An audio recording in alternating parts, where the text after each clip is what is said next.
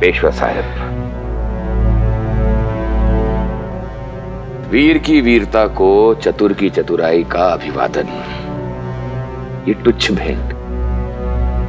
इस तलवार की मूठ शुद्ध सोने की बनी हुई है और उसमें सैकड़ों अनमोल रत्न जड़े हुए हैं। ये काली का रूप भी है और लक्ष्मी का भी। धन्य होगा वो शत्रु जिसका गला इससे कटे।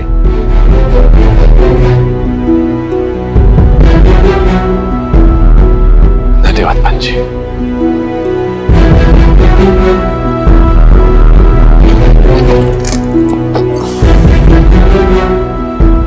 परंतु एक प्रश्न हमारे मन में उठ रहा है कि इस तलवार को युद्ध भूमि में आपकी वीरता देखने के लिए कितनी प्रतीक्षा करनी पड़ेगी। तो ऐसा प्रतीत हो रहा है कि आपका ये घाव और गहरा हो गया। शरीर के घाव चाहे जितने भी गहरे क्यों ना हो, समय के साथ साथ भर ही जाते हैं। जी पेशवन भाई साहब, हमें आशा है और विश्वास भी है कि पेशवा साहब जल्द से जल्द ठीक हो जाएंगे। हम तो केवल इतना कह रहे हैं कि इन्हें जल्दबाजी करने की कोई आवश्यकता नहीं। अरे इनकी अनुपस्थिति में संभालने के लिए हम हैं ना। क्यों हमारा बुरा चाहते हैं पंच जी? आप जैसे मित्रों के दूर होने के विचार से ही हमारा मन कांप उठता है। हम तो चाहते हैं शीघ्र अतिशीघ्र दरबार में पहुंचे ताकि प्रतिदिन आपको देख सके, क्योंकि आपसे नजर हटी तो दुर्घटना घटी।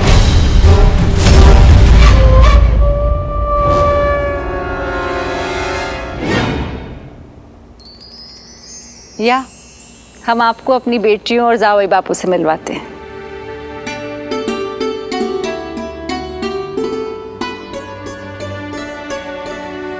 मैं युद्ध में घर के खाने को याद करता हूँ, और जब घर का खाना खा रहा हूँ तो युद्ध की याद आ रही है। अलाओ काश ऐसा हो कि मैं घर का खाना खाते हुए युद्ध कर सकूं।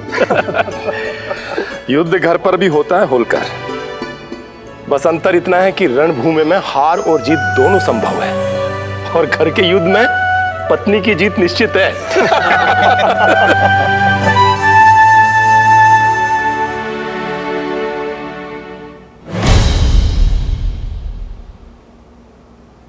तूने क्या किया?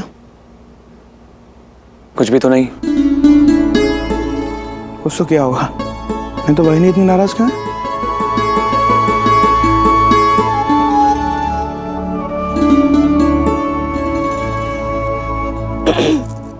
अरे वाह, कितना सुंदर हार है।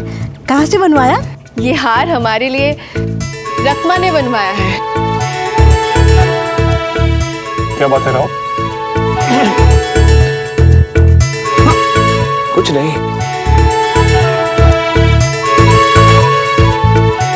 पेशवा साहेब के सबसे बड़े बेटे इतने बड़े हो गए कि हमसे भी मिलने का समय नहीं है।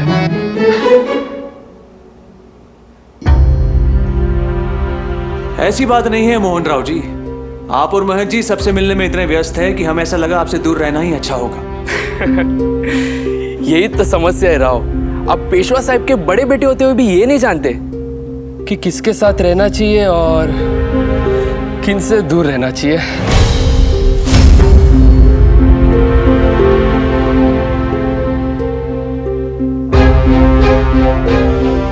दूर और पास का गणित तो राजनीतिज्ञों के लिए है।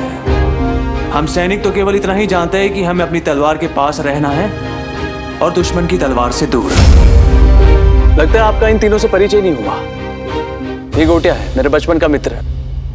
मुझे स्वयं से भी ज्यादा इस पर विश्वास है। वीर है, चतुर है, रणभूमि में दुश्मन और घर पे भोजन।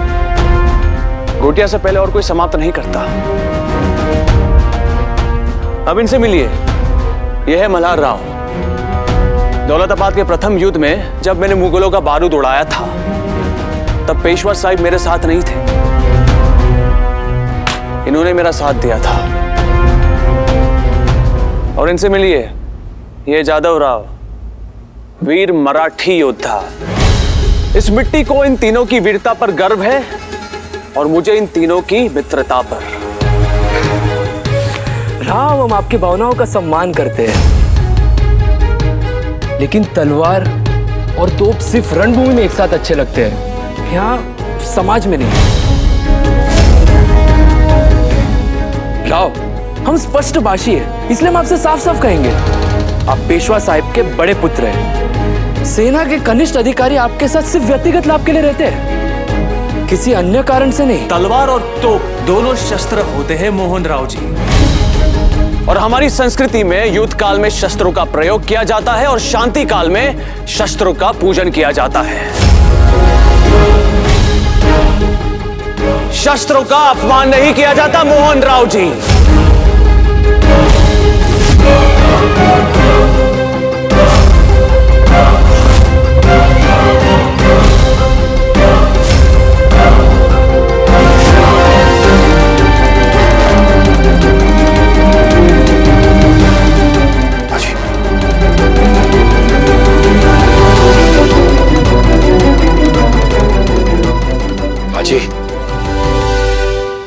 हानि और लाभ के कारण आप जैसे व्यापारी रिश्ते रखते होंगे, हम सैनिक नहीं। बस।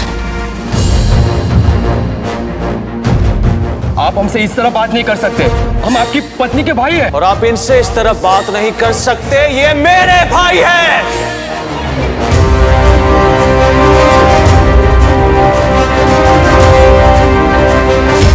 आओ, यदि हमने और हमारे मौसा जी ने आपको युद्ध लड़ने के लिए धन न दिया होता तो आज आप और पेशवा साहब कुछ नहीं होते।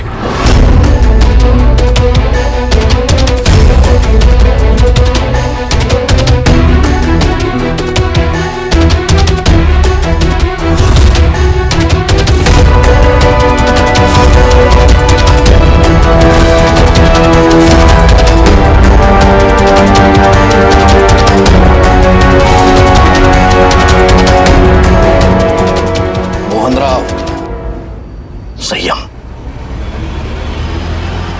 आपके पास यदि धन है तो इन योद्धाओं के पास स्वराज्य धर्म है। और स्मरण रहे, धन का स्थान धर्म के सम्मुख सदैव निचला ही होता है। दुर्भाग्यवश आप हमारी पत्नी की बहन के पुत्र हैं, इसलिए हम आपको दंड नहीं दे रहे हैं। अन्यथा मातृभूमि पर मर मिटने वाले इन वीरों का अपमान हम कभी बर्दाश्त नहीं करते।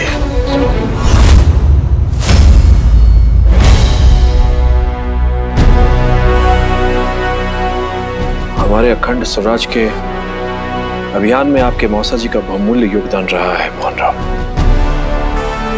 अपने दुर्व्यवहार से इनके योगदान पर दाग मत लगाइए। हम क्षमा चाहते हैं पेशवा साहब, लेकिन हमने कुछ गलत नहीं कहा है। राव को स्वयं पर और अपने साथी योद्धाओं पर गर्व नहीं, घमंड है। कम से कम उन्हें यह तो स्वीकार कर ही लेना चाहिए, युद्ध भले ही योद्धा जीतते हो, लेकिन हम जैसे साहूकारों के बिना युद्ध लड़ना असंभव है। अखंड स्वराज तेरा या मेरा नहीं होता मोहन राव, हमारा होता है। मातृभूमि के लिए किए गए बलिदान के सामने शीश झुकाना चाहिए, उसका मूल्य नहीं लगाना चाहिए। आप कुछ सोने के मोहरे दांव पर लगाते हैं, हम सैनिक अपने प्राण दांव पर लगाते हैं। सैनिक के बलिदान का सम्मान नहीं कर सकते तो मत कीजिए, कम से कम उसकी कीमत लगाकर उसका अपमान मत करिए।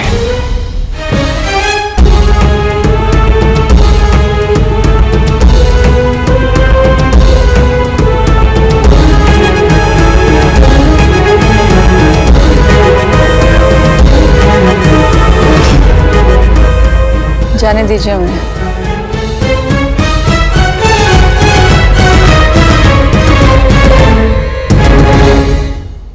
थोड़ी देर में स्वयं शांत हो जाएंगे। ताई, देख लिया, बेटी की गृहस्थी से दूर रहने का नतीजा। काशी अब पेशवी बाई की कठपुतली बन गई है, इसलिए उसे ये भी नहीं दिख रहा है कि उसकी मौसी के बेटे का कि मौसेरे भाई का अपमान हुआ है, वो भाई जिसने उसे सगी बहन से भी ज्यादा प्यार दिया।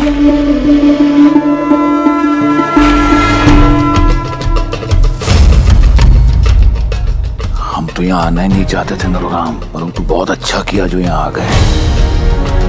हम तो व्यर्थ ही विश्व भर में बालाजी की कमजोरी ढूंढ रहे थे, जबकि कमजोरी तो स्वयं इनके घर में है। अब देखना चतुर की चतुराई का अद्भुत प्रदर्शन।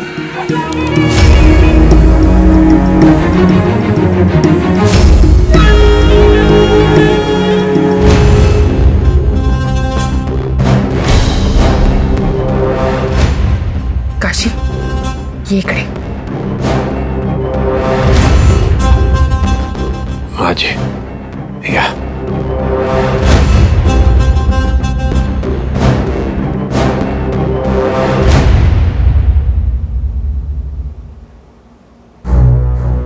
मोहन राव की उद्दंडता और उनकी नासमझी के लिए हम क्षमा प्रार्थी हैं। बात साहब, मोहन राव ने बात गलत तरीके से की, परंतु बात गलत नहीं की। हमें ऐसा लगता है कि युद्ध भूमि में रहते रहते राव के स्वभाव में युद्ध आ गया है। उन्हें मर्यादित करना चाहिए, है ना? हमारे अनुभव में शांति का मूल वही समझता है जिसने युद्ध देखा हो। युद्ध राव का स्वभाव नहीं, उसका धर्म है। और उसने किसी का अपमान नहीं किया, ये तो उसका अंदाज है। पेशवा साहब, हम तो सिर्फ इतना कह रहे हैं कि राव को अपने इस अंदाज में थोड़ी सी नरमी लानी चाहिए बस। ये उसका नरमी वाला ही अंदाज था पंची। महादेव ना करे कि आप कभी उसका गर्मी वाला अंदाज देखें।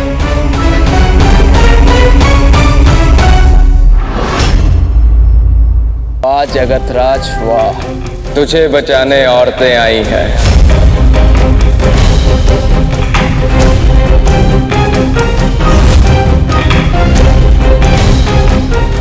बहादुर की बहादुरी देखी जाती है बुरे खां, ये नहीं देखा जाता कि वो मर्द है या औरत। खामोश। जब तक औरत से सवाल ना किया जाए तो औरत की आवाज निकलनी नहीं चाहिए। ये हिंदुस्तान है बुरे खां, यहाँ बड़े से बड़ा बहादुर काली माँ की पूजा करके ही युद्ध पर निकलता है। गुस्ताख औरत, तुमने हमारी बेअदबी की है, इसकी कीमत तुम्हें अदा करनी होगी। हम कीमत अदा करेंगे, लोहे के धार पर रख कर अदा करेंगे। हम तुझे चुनौती देते हैं बुरे खां, अगर तू बहादुर है तो अपनी तलवार लेकर हमारा मुकाबला कर। अगर हम जीते तो हम अपने भाई साहब को साथ लेकर लौटेंगे, और अगर हम हारे तो अपनी तलवार से अपना सर काट देंगे। मंजूर? मस्ताने, आप जाइए यहाँ से, हमें आपकी मदद की कोई जरूरत नहीं है। एक औरत से लड़ना बूरे खां की शान के खिलाफ है, पर एक औरत का गुरूर तोड़ने के लिए बूरे खां लड़ेगा, जरूर लड़ेगा।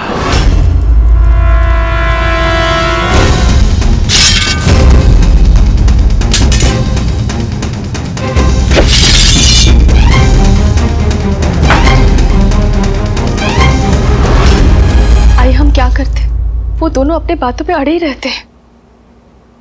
बस अब यही सुनना बाकी रह गया था कि जो हुआ उसमें मेरे बेटे की गलती है। आपके ससुराल में तो आपकी कद्र नहीं है, तो मेरी और मेरे बेटे की क्या होगी? नहीं मौसी, ऐसा नहीं है। बस काशी, ये दिखाना बंद कर कि तुझे इस परिवार में वही सम्मान मिलता है जो पेशवीन बाई की बड़ी बहू को मिलना चाहिए। यदि ऐसा होता ना तो परिवार के मामलों में तो पीछे नहीं खड़ी होती। हमने स्वयं तेरे चेहरे पर झिझक देखी थी। जावई बापू ने मोहन राव का इतना अपमान किया, पर तूने उन्हें रोकने की कोशिश नहीं की, क्योंकि तुझे पता था तेरे रोकने से वो रुकेंगी तो नहीं, हो ना? सत्य तो ये है काशी कि विवाह के इतने वर्षों बाद भी तेरा स्थान न साबाई बाबू के जीवन में है और न हृदय में।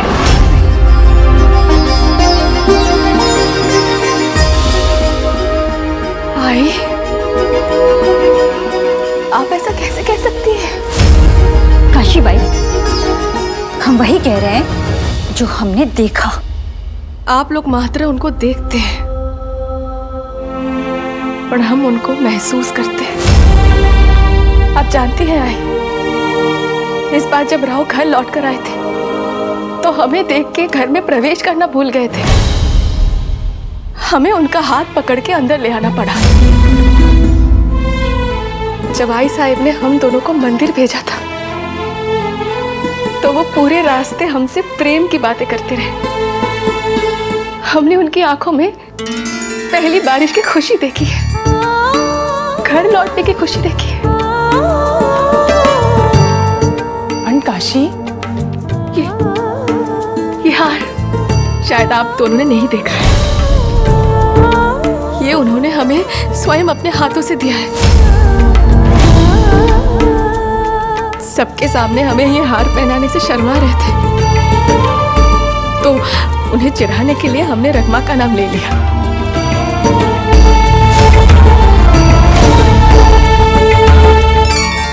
यदि ये सब सत्य है तो ये सब कहते हुए आपकी आंखों में आंसू क्यों है काशी बाई?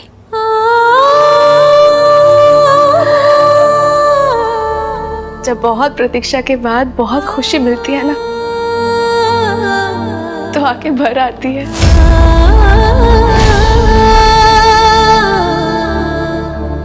पर ये बात आप दोनों नहीं समझेंगे, क्योंकि इस प्रतीक्षा को हमने जिया है, आई साहेब ने जिया है, रकमा ने जिया है।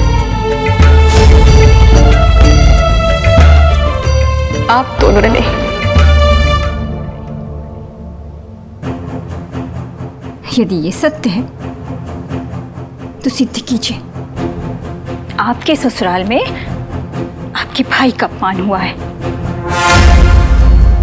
यदि आपके पति आपकी बात सुनते हैं तो आपके मायके को उसका सम्मान वापस दिलाइए। राव से कहिए कि वो अभी मोहन राव से क्षमा मांगे, वो भी सबके सामने।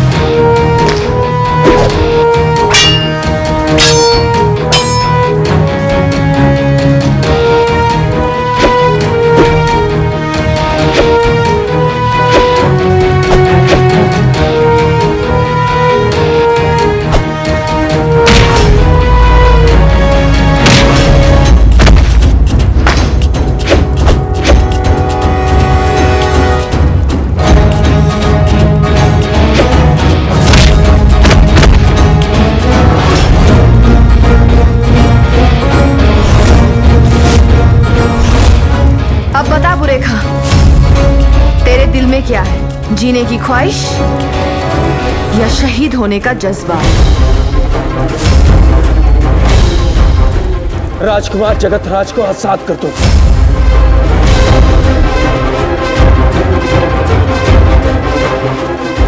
हमारे यहाँ राजकुमार जब घर लौटते हैं तो खैरात बांटी जाती है। तू जा बुरेखा, बुंदेलखंड की राजकुमारी तुझे तेरी जिंदगी खैरात में देती है।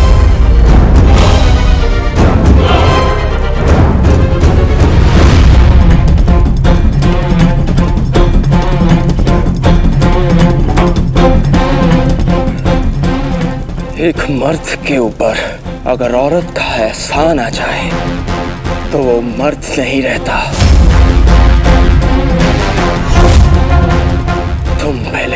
कैद में थे पर मर्द थे।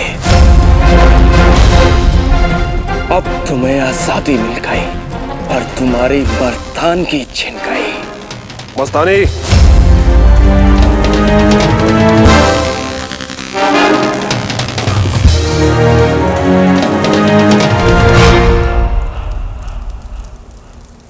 आपको इसकी कीमत चुकानी होगी।